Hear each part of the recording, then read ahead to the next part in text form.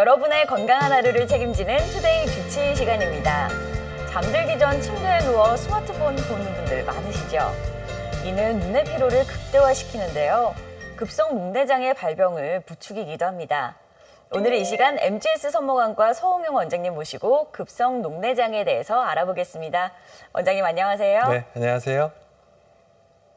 이 급성 녹내장은 흔히 알고 있는 녹내장과는 좀 다른 건가요? 네, 급성 녹내장은 엄밀히 말해 급성 폐쇄각 녹내장이라고 부릅니다. 눈의 앞쪽에 있는 전방인 물인 방수가 섬유주로 빠져나가는 경로인 전방각이 좁아져서 급격하게 안압이 상승하는 질환입니다. 그 원인은 다양한데요.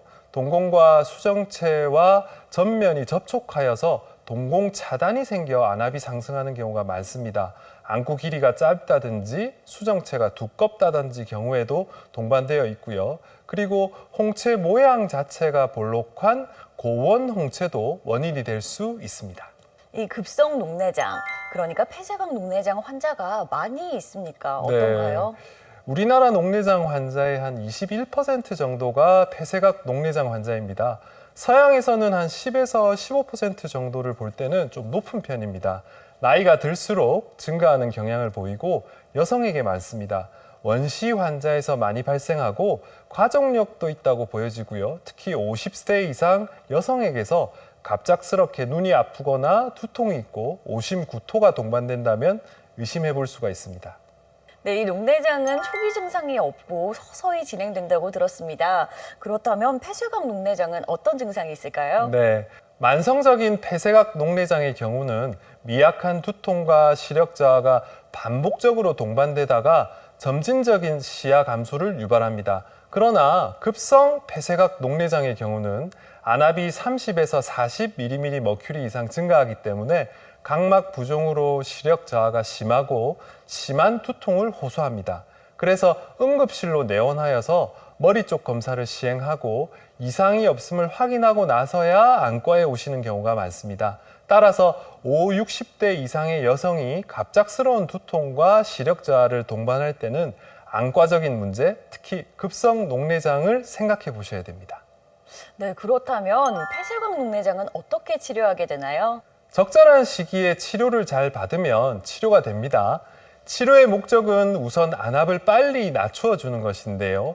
마니톨이라고 하는 정맥 주사를 사용하고 여기에 먹는 안압 하강제와 함께 녹내장 약물을 점안합니다. 그리고 안압 유지와 재발 방지를 위해서 안약을 지속적으로 사용하고 이후 상태에 따라서 레이저 치료나 수술을 고려합니다. 네, 폐쇄각 녹내장도 수술로 치료가 가능한가요? 네, 수술로도 가능합니다. 약물 치료 이후 녹내장 안약만으로 안압을 상승시키는 요인이 해소가 된다면 수술은 필요 없습니다. 그러나 지속적으로 방수 배출이 용이하지가 않고 안압이 조절되지 않는다면 수술을 고려해야 합니다. 레이저 또는 수술적 홍채 절제술을 먼저 시행할 수가 있고요. 요즘에는 백내장 수술을 먼저 시행하는 것이 더 효과적이라는 보고도 있습니다. 이러한 조치에도 불구하고 안압이 조절되지 않는다면 녹내장 수술, 즉 섬유주 절제술이나 방수 유출 장치 삽입술을 시행할 수 있습니다. 급성 녹내장은 최대한 빨리 적절한 치료를 받는다면 완치까지 바라볼 수 있는 질환입니다. 네, 급성 녹내장을 주제로 MGS 선모관과 서홍용 원장님과 이야기 나눠봤습니다. 이상 투데이 주치의였습니다.